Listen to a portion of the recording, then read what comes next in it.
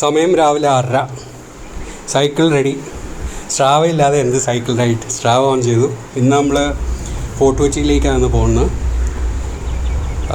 Queen's walkway വഴി ഗോശ്രീ പാലങ്ങൾ കടന്ന് വൈപ്പിൻ ഫെറി എത്തിയിട്ട് അവിടുന്ന് ഫെറി എടുത്ത് ഫോർട്ട് കൊച്ചിയിലേക്ക് വന്നു. അതാണ് ഇന്നത്തെ plan. Queen of the Arabian Sea എന്നാണല്ലോ കൊച്ചിയുടെ വിശേഷണം.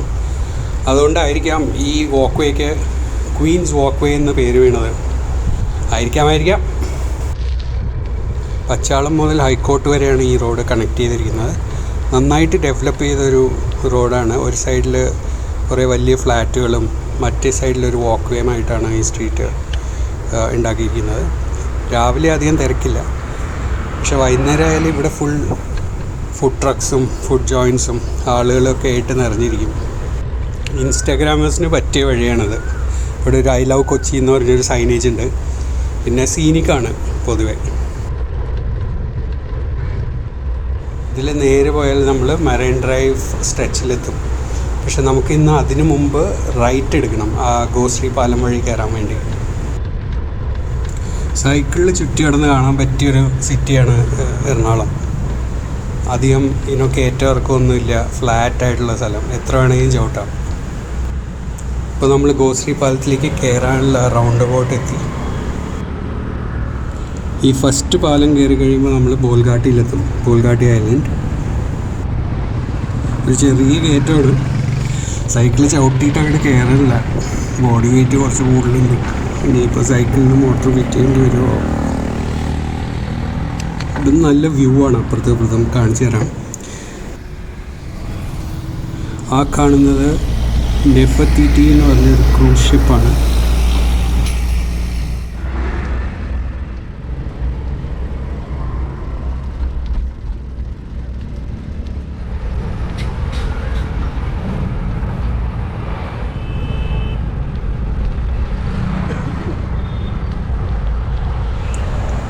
ഇവിടുന്ന് ലെഫ്റ്റാണ് ബോൾഗാട്ടി.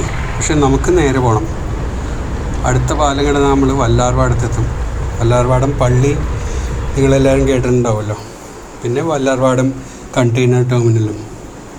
ഈ ഗോശ്രീ പാലം സിസ്റ്റം ഓഫ് ബ്രിഡ്ജസ് വന്നു കഴിഞ്ഞിട്ടാണ് വൈപ്പീനും നോർത്ത് പറവൂരും എല്ലാം എറണാകുളം മെയിൻലാൻഡായിട്ട് ഇതുവഴി കണക്റ്റ് ആയത്.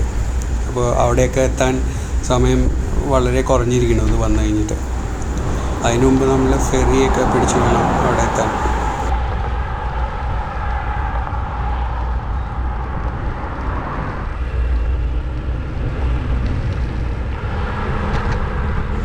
അങ്ങനെ നമ്മൾ കിലോമീറ്റേഴ്സ് ആൻഡ് കിലോമീറ്റേഴ്സ് ചവിട്ടിക്കൊണ്ടിരിക്കുന്നു. നല്ല ദൂരമുള്ള പാലങ്ങളാണിത്. പക്ഷെ അപ്പുറത്തും ഇപ്പുറത്തും കാണാൻ നല്ല രസമുണ്ട്.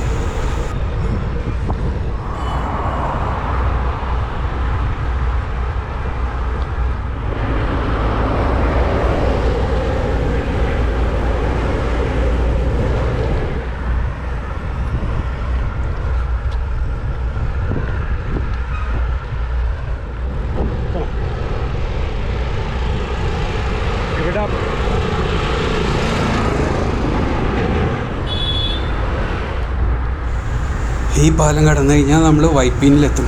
വൈപ്പീനിൽ നിന്ന് അവിടുന്ന് ലെഫ്റ്റ് അടിച്ച് പോകണം നമ്മൾ ഫെറിയിലേക്ക്. ഇത് നല്ല രസമുണ്ട് കാണാൻ. ഇവിടെ ഞാൻ കുറച്ച് സീൻസ് കാണിച്ചു തരാം. സൺറൈസ്, ഇത് നമ്മൾ വന്ന വഴികൾ, മറക്കരുത് ഒരിക്കലും.